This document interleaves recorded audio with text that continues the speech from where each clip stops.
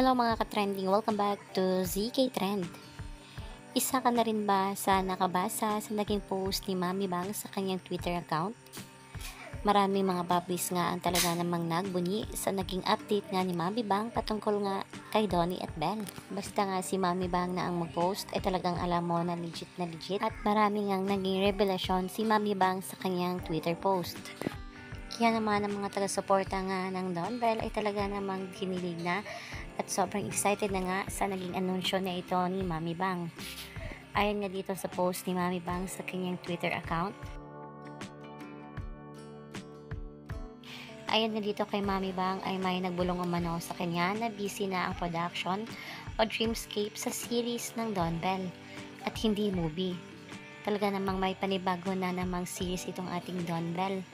At dagdag pa nito, yung film umano ay sa susunod na taon, early next year.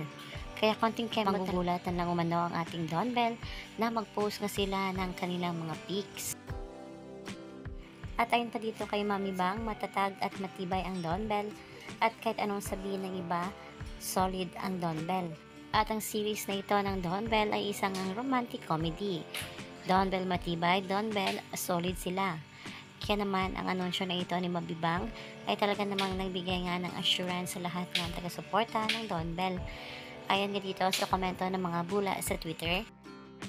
Ang sarap basahin ng mga update mo, Mami Bang. Lalo akong na-excite. Buti na lang may Mami Bang kami na nag-update ng mga ganap ng Don Bell. Alam kong magiging worth it yung paghihintay natin sa kanila. Kapit lang tayo. Mami Bang, thank you po sa update po palagi.